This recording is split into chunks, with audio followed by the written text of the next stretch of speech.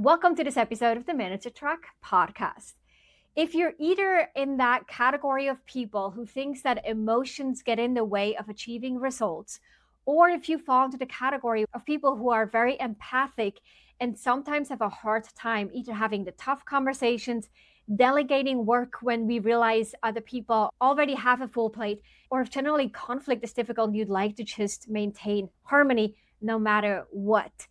If any of those scenarios resonate with you, then this episode is most definitely for you. I am talking to my colleague and friend, Elise Boggs Morales. She recently wrote the book, Lead Anyone, right here, 28 Days to Transform Your Team Through the Power of Emotional Intelligence. Now, unlike many emotional intelligence books that are fairly theoretical, this book is a recap of her coaching conversations with leaders who are navigating change and challenges related to emotional intelligence. So you get to be a fly on the wall in these conversations and learn through others and through these real life examples. In the conversation today, we're going to talk about how to recognize if emotional intelligence is the competence to focus on in order to get to the results that you're looking for. We're also going to talk about specific ways to help you navigate either the more emotional conversations, tuning in to your team so that you can solicit open and honest conversations, or if you are someone who's very empathic and always very supportive to team members, how to create accountability and ownership of the team so you're not the one who's taking the burden or avoiding important conversations that need to happen. So we're going to talk about how to find that balancing act between the two sides of the spectrum. We'll also talk about how emotional intelligence work done on the inside can actually be measured on the outside. And those are the same KPIs that HR and senior leadership are particularly keen on developing. Lastly, we'll talk about how your emotional intelligence impacts the culture of your organization or of your team. So the return on your investment in doing this inside work will not only help you do better as a leader personally, but it will also directly and positively impact your team and people that you work with closely. I'm excited for this conversation. I know you're going to love Elise. So let's welcome her to the Manager Track podcast. Here are the two questions this podcast answers. One, how do you successfully transition into your first official leadership role? And two, how do you keep climbing that leadership ladder and continuously get promoted, although the competition and the expectations get bigger? This show, the Manager Track podcast, will provide the answers. I'm your host, Ramona. I'm on a mission to create workplaces where work is seen as a source of contribution, connection, and personal fulfillment. And this transition starts with developing a new generation of leaders who know how to lead so everyone wins and grows. In the show, you'll learn how to think, communicate, and act as a confident and competent leader you know you can be. Elise, welcome to the Manager Track podcast. I'm really excited to have you on and look forward to this conversation. I look forward to it too. Thank you for having me. You wrote the book, Lead Anyone. I know that from the first time that we met, emotional intelligence was sort of one of those topics that we connected over and that you are an expert in. I want to dive right into it. What are some of the signs that leaders can identify in themselves or in the people that they support or work with that would be an indication that someone should look into developing and strengthening their emotional intelligence?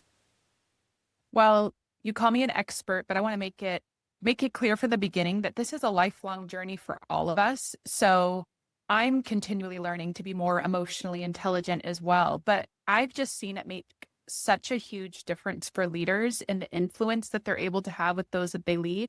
So a lot of these things I'm going to mention that are signs people may not realize about themselves. So hopefully us mentioning it will make people a little bit more cognizant as it's happening. But a lot of times you need feedback in order to know that these things are happening, because we can kind of go into autopilot sometimes. But I would say one clear indicator is that when you get constructive feedback from your team, do you tend to receive it, take action, and receive it graciously? Or do you get defensive? Do you place blame on other people? Things like that. Because I think when your team is giving you feedback, it's an opportunity to build that trust. That feedback can go both ways. And people who aren't emotionally intelligent, one telltale sign is they tend to be really dismissive with other people's concerns. They tend to react emotionally in a way that isn't professional. And we'll talk about how emotions can work for you instead of against you. But they may do things like being passive aggressive or sarcastic when somebody is trying to share honest feedback. And then also just like not recognizing the emotional morale of the team, kind of glazing over that and just carrying on. So there's a couple different signs, but I'd say kind of the big umbrella that I've kind of broken down is how do you tend to respond to constructive feedback from your team, even though you're the leader, because they're giving you that feedback because they care enough to know that your position allows you to make choices that affect everybody. So if they're brave enough to do that, whether you agree with it or not, seeing it as a gift and modeling the way that you respond. So those are some telltale signs that maybe you want to look at emotional intelligence. So we talked earlier before we hit record about sort of the two extremes on the spectrum of emotional intelligence. Let's talk a little about what that is and how people can identify where they might land on the spectrum. And then what is it that we're actually shooting for on that lifelong journey to develop emotional intelligence? Yeah, I think we have the tendency to kind of default to one of two extremes, and it's kind of just your natural wiring. You're going to tend either towards very direct feedback that maybe lacks finesse, maybe lacks empathy, or on the other side of the spectrum, you're very good at being empathetic and caring for people, but things are not getting done. And so those two opposite extremes are missing a major component. And it's really that we can be both empathetic and caring with good communication, and we can hold people accountable. So that's the happy middle where emotional intelligence really comes in, that we are being truthful, we're being direct, but we're also being kind in our approach to really help that person grow instead of punishing them in conversation. So that is the ideal. Which means that when we look at what does it mean to grow your emotional intelligence, that actually looks different for the person on the left side of the spectrum versus the person on the right side of the spectrum. And since in your book you talk about specific like client conversations that you had or examples, can you share an example on each side and what were the shifts that they had to make in order to create new results, and then what were those new results? I think that would bring it really to light to people what is possible through this effort. Yeah, so that you know that you're the kind of person who tends to have really direct conversations, but they don't always go as well in terms of how that person responds to you. Maybe they're shutting down or they're giving excuses or you're just not getting the response that you hope for. Then for you, it may be more about how can I actually make a connection with this person in a relationship, and then talk about the thing that needs to change, because people will change for somebody that they feel cares about them. So on that side of things, it's instead of automatically reacting in your frustration or being emotionally unregulated, which is actually very unprofessional. Instead, you notice I'm feeling very frustrated. I'm going to take a step back and I'm actually going to be strategic in my communication. Instead of automatically reacting, I'm actually going to plan my response so that I am able to engage with that person in a way that they want to hear what I have to say. They know that I care about them, but we have to work together to achieve the result that we need to achieve.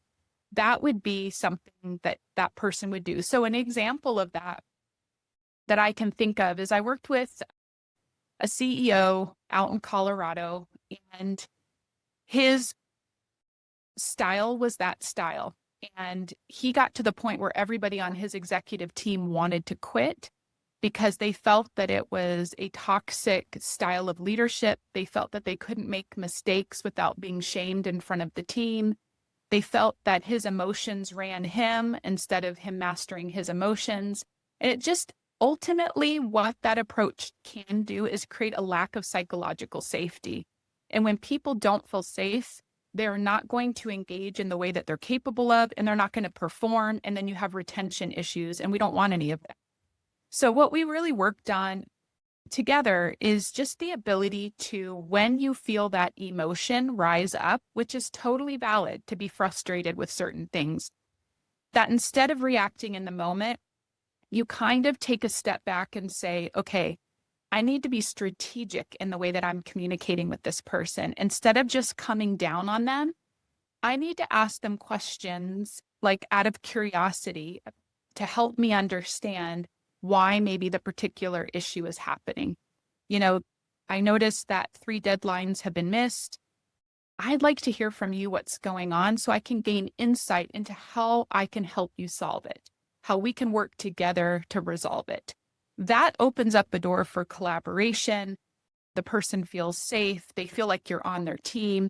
So that would be an example of that. And he worked on that for 6 months because he was in his 50s. So you can imagine he had an ingrained pattern of communication that was very hard to just change overnight. But he was humble enough and really wanted to keep his team enough that he was willing to go about it a different way.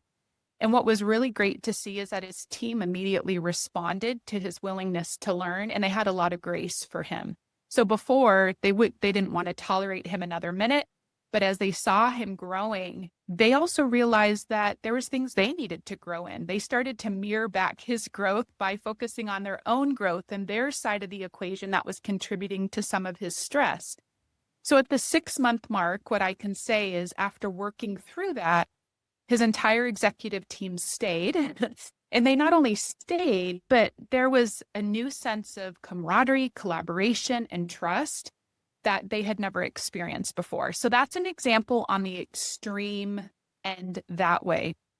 On the other end would be for leaders that are having a challenge finding the courage to have those direct conversations. They're super caring, they listen to people, but sometimes that starts to enable people to just not be accountable. And so I can think of lots of examples of that because I work with engineers a lot, and engineers tend to avoid hard conversations rather than have them, just as an industry. And so really in their case, they needed a script. They really needed a way to be able to couple, hey, I care about you, and this is still the deadline. So what can we do to work together to ensure the deadline's met? And I mean, I can think of 20 or more examples of that same scenario playing out, and people that kind of, planned out their response. Where you do when you're learning a new skill, it might sound robotic a little bit, but a script of just knowing what you're going to say ahead of time and then getting some reps in a lot of different situations. In the situation that I'm thinking of, a particular leader that used to avoid all conversations, now, because they see the result and how well people are responding, and they're not the ones working overtime every weekend, and they can go on vacation and their team takes care of things because they increased that level of accountability. So well worth the effort. So those are kind of some examples on opposite ends of the spectrum and what growth in this area looked like for them. I like your examples, and I think a lot of people can relate, including myself, to what the sort of the drawback is. And in the beginning, you said something about the defensiveness of feedback. And what I also find, curious to hear your thoughts here, is that when leaders lack emotional intelligence, it often comes back to them, not through self-reflection, but through direct feedback. And that could either be, we have a team who's just says it out loud and tells us, or threatens to quit if nothing changes. But often it's also through engagement surveys, through performance reviews, 360 feedback, that then we identify there's something here that's not working, and I might double down on what I want to do. because I think I just need to push harder. And that would be the opening to recognize, like, no, hold on a second. Maybe it is in my assumptions where in my approach to interactions with people that something is going wrong, and at least like challenge our own thinking to imagine, would there be a possibility that this is an emotional intelligence Mhm. topic? Absolutely. Yeah. And I think something leaders can do to not have to wait until it's so bad that they get that kind of feedback is for them to initiate those conversations ongoing, is to say things like, what am I doing as a leader that's really allowing you to thrive, perform, engage? And then is there anything, and I like to ask it this way, it's appreciative inquiry, but instead of saying, what are all the wrong things I'm doing as a leader? Because human nature is you can just be defensive by human nature. Another way you might say it is there anything you need more of from me in order to succeed? People tend to feel a lot safer with the what do you need more of from me? So it answers the same question, just a different way. So let's say they're not getting the one-on-one meetings that they need in order to progress, grow, etc. Well, if you're saying, what do I need to fix? You're never available. You're not accessible. I need one-on-one meetings versus what do you need more of from me? I need more touch points with you. I need more regular meetings so that we're on the same page. That's a really pretty easy way to give feedback, receive feedback. You're kind of using the art of communication to create an environment where communication flows a little bit easier. But I'd say leaders who are a little bit more proactive in asking for feedback, you're basically strategically not waiting till it gets so bad that there might not be as much time to fix it. I want to double down a little bit on that question, on that topic of being too in tuned to emotions, like already worrying about what other people might feel or how they're doing. And so instead of actually asking or addressing it and trusting that the other person will be able to cope and navigate it no matter what, we then, based on these interpretations or assumptions, hold back on saying what needs to be said, on delegating what should be delegated, and so forth. What specific suggestions do you have for someone who totally relates to this, to go back today after listening to this episode and make one change? What's that shift that you recommend? Well, I think that we think we're caring for people by, maybe coddling their emotions, but actually we can help people become resilient by being guides through that, not only through modeling it ourselves. So when we hit bumps in the road and we're human and we feel emotions, is we acknowledge the emotion, yes. And then we talk about how we're going to move forward from here. So part of it is modeling it yourself. And the other part is, I think it's a both and, is that when you're noticing that somebody's having a hard time, the way that you kind of couple that with accountability and not feeling guilty that you're giving them something maybe in the midst of all of that is to acknowledge it. So, hey, it seems like this has been a tough week. I really want to support you in your goals. So let's talk about how we can do that. Let's talk about how even when things are tough, that we know how to navigate them together. And I'm really confident that you're going to be resourceful enough to be able to figure it out, but I'm here to support you as well. So I think some people need to be taught resilience. They can get stuck in one way or the other, that they either completely melt with the emotion or they completely don't feel the emotion at all, carry on, and then it comes out sideways anyway because they're short with somebody or they miss a deadline because they're not focused. So acknowledging, but then finding a way forward with a lot of encouragement, I think is a great combo. So if somebody were to do that right away, I would just say, you're not actually helping somebody by allowing them to stay stuck. You're helping somebody by acknowledging how they're feeling and helping them move through it so that they learn to be resilient, because there's always going to be something that comes up. And so the more that they can kind of be guided to keep moving forward, even with what they're feeling. And obviously you have to gauge based on the circumstances that are maybe causing those feelings. You've got to gauge what's appropriate, but that's just a general principle that I think can really work well for leaders. And actually you're caring by somebody by helping them grow. not by just letting them stay stuck. I think when we have these conversations, every time someone says to me, I had a really hard time, or I'm really struggling, or I have too much on my plate. And then I say, later on in the conversation, hey, let's talk about your priorities right now and what needs to happen, or here's something that I'd like to delegate. And I acknowledge, look, I understand that this is a difficult time. You have a lot on your plate, but I want to work together with figuring out what can be done and cannot be done. And then I throw the ball over to their court to say, you tell me now what to navigate. I'm not just dumping it on you and then I disappear. I'm actually working with you through this. And every time I feel that there was a bit of growth in the conversation where they start to feel more comfortable telling me no, they feel more comfortable renegotiating deadlines or even realigning on priorities.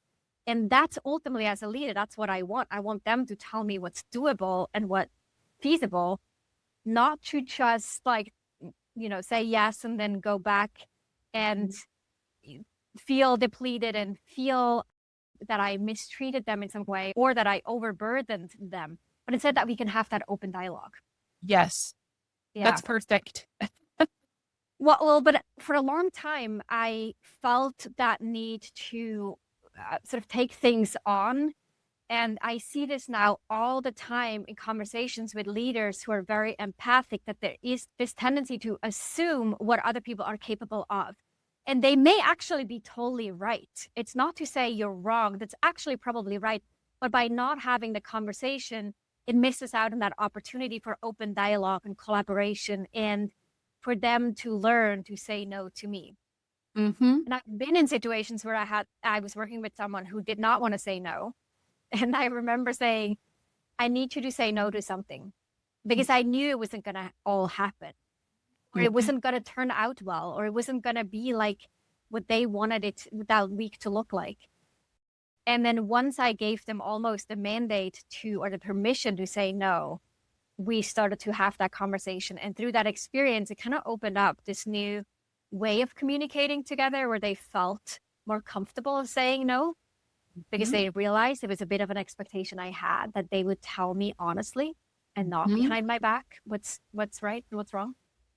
Well, you obviously, and I think one of the key components of emotional intelligence is creating enough psychological safety that people can be honest about their limitations, about, things that are affecting their performance, and that it starts to become a two-way conversation where you're collaborating together about, okay, what do we need to shift on your plate so that this is doable? So the example you shared just opened up, the opportunity for somebody to be honest. And honesty gives us the data that we then need to have solutions.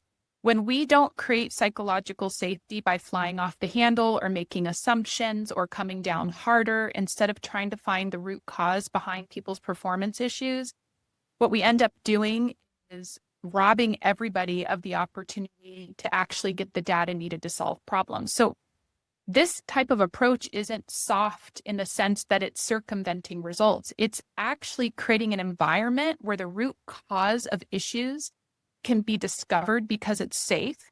And then now that we know the root, we can solve it. And then that lends itself to results. So emotional intelligence is often seen as the antithesis of actually being productive and getting results. But just by pushing somebody harder, you're not going to get results. Understanding why those results aren't there because a person feels free enough to share. Maybe they don't feel competent and they need training, or there's a dynamic on the team that's keeping them from really being engaged and focused. If we can discover that because they're open, we can help them solve it. And then the results are a byproduct of getting that good information. I think so much of that sounds so intuitive, but it's also, and I notice, from observing others and through my own journey, it is really sort of, step by step of a process that takes time sometimes to get people to feel safe and have these open conversations. It's sort of for us as a leader to navigate through when is it time to withdraw a bit and, let it go? When is it time to really step in and lean and push a little bit more? based on how we are observing other people's emotions and then the results that they're creating. You mentioned briefly how it helps with decision making. It helps us have more data to problem solve and to look holistically at how our department or our teams or organization is functioning. Decision making is heavily influenced by emotions. And so one of the topics that I'd love to quickly talk about is, what do we learn from developing emotional intelligence to just get better at making decisions? Not people related decisions, but business related decisions. Yeah, I think that we just have to realize that emotions are there, whether we acknowledge them or not. It's not like, well, if we don't acknowledge them, somehow they go away. We're human beings. So emotions, whether we're expressing them outwardly or feeling them inwardly, they affect how we interpret situations. So often the meaning that we give a situation, whatever the situation is, then we have an emotion that follows. So if I observe a situation and I have a negative assessment of a person, well, now I have a negative emotion of frustration attached to it. And then all of a sudden that affects my decisions and how I interact with them. But aside from the people and just business decisions, emotions can be misleading. So I think that we have to say that's part of being human. And we definitely want to acknowledge emotions, but we don't want them to run the show. So whether it's a positive or negative emotion. So let's say it's a negative emotion, then that could cloud our judgment as to what's really going on, maybe assessing a risk accurately. It could be, maybe you feel really excited about something, so then you totally disregard a devil's advocate in the room that's actually telling you, oh, we should be concerned about these things, but your emotion is on a high, so you just plow forward. So I think just recognizing that our emotions are a starting point, but at the end of the day, we still have to get the information that we base decisions on, because emotions can be extremely misleading. So for instance, the emotion of fear, that could cause you not to take risks.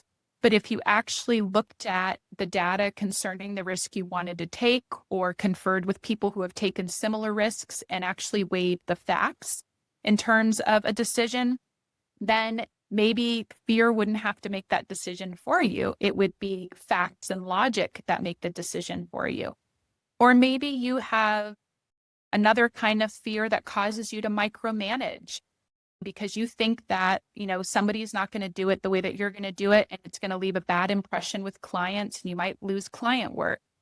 Well, why don't, instead of just micromanaging, getting a really good look at that person's competencies, where they need training, creating a gradual plan of introducing them to clients, so that the time that they're in front of clients alone, it's been such a gradual process that they're ready for it.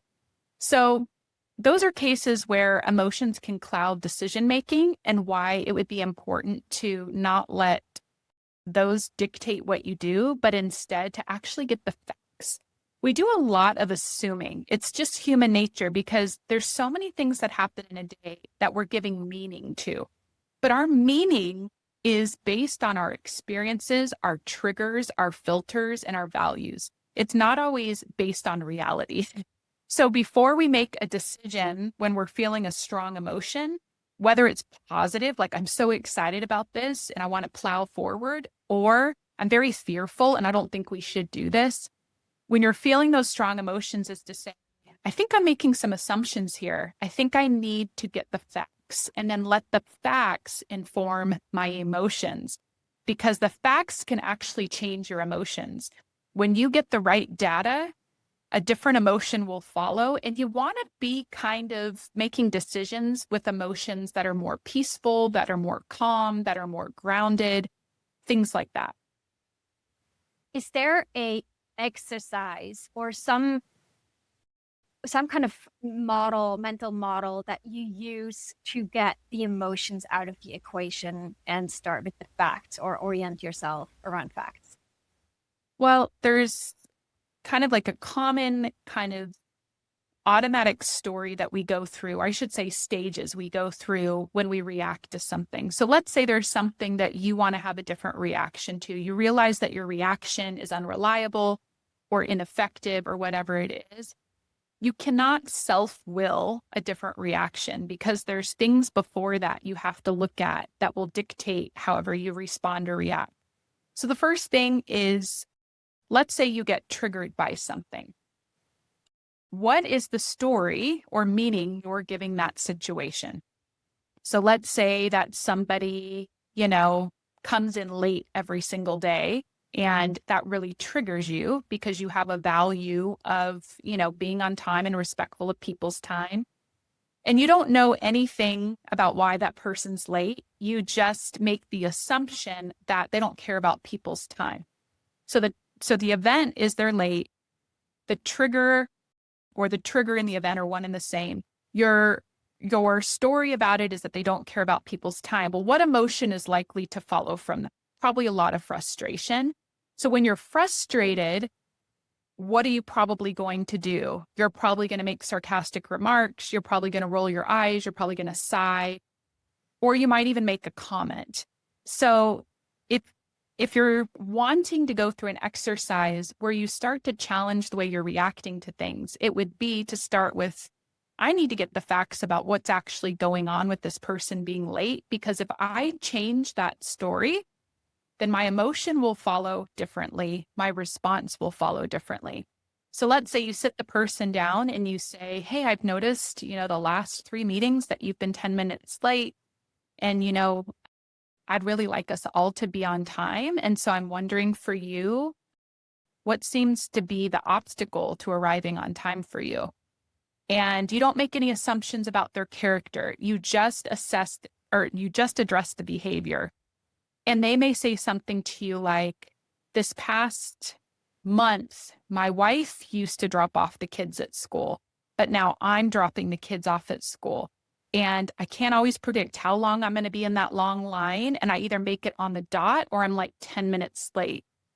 And so then you could ask a question, are you going to continue to be the person to drop off, or is this just a short-term thing?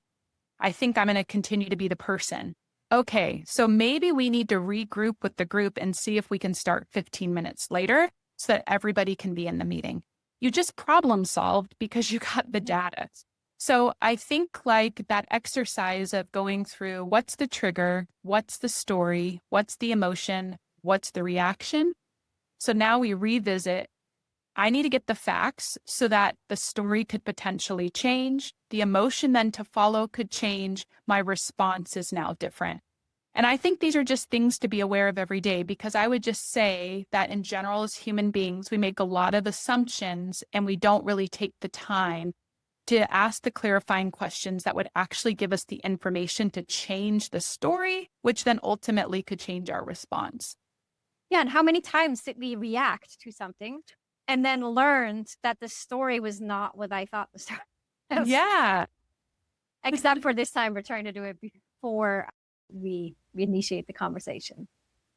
Absolutely. Well, Elise, these were some really good insights that you shared here. What is something that we haven't talked about yet that you think is important for people to be aware of? I think something really important is just to realize the far-reaching effects and ripples of being an emotionally intelligent leader, that it's not just for you, it's actually shaping the culture. Because whatever leaders protect, whatever leaders promote, whatever leaders punish, whatever leaders don't put up with, that shapes culture. And so if you're noticing that the culture of your organization isn't as open as you wish it was, or creative or collaborative or innovative, or if you notice that hard conversations aren't being had, or you notice that there's a retention issue, a lot of those things, there's a saying that says people don't leave companies, they leave bosses. And that's not the only reason people leave, but sometimes it is a primary reason why people leave. And so not to underestimate the investment on return that you will receive by investing in your own growth, because you begin to model to people that this is how we do things here. And think about how much time your HR is spending on investigations. Think about how much time your HR is spending on rehiring and training and doing all of these things that maybe emotionally intelligent leadership could have circumvented. And so the only way that people learn emotional intelligence is often by watching it modeled well.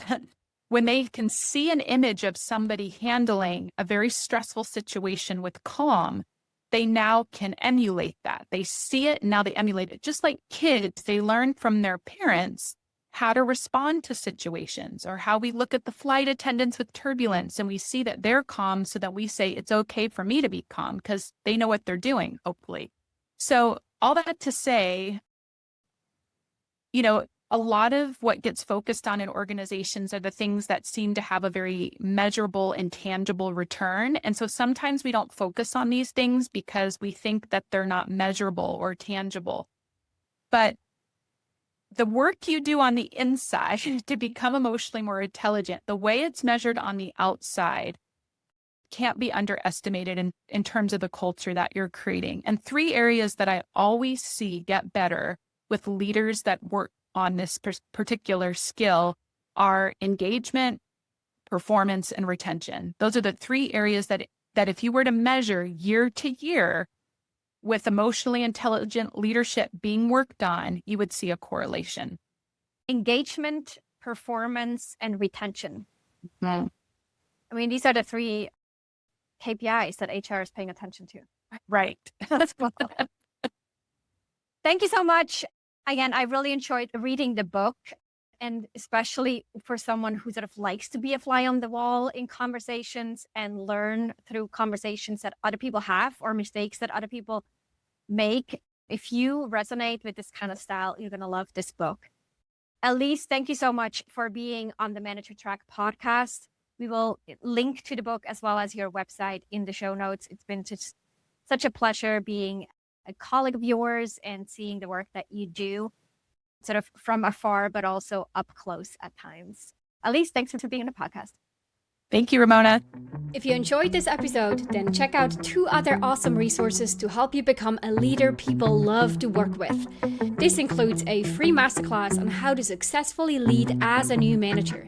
Check it out at arcova.org/masterclass. The second resource is my best-selling book, The Confident and Competent New Manager: How to Quickly Rise to Success in Your First Leadership Role.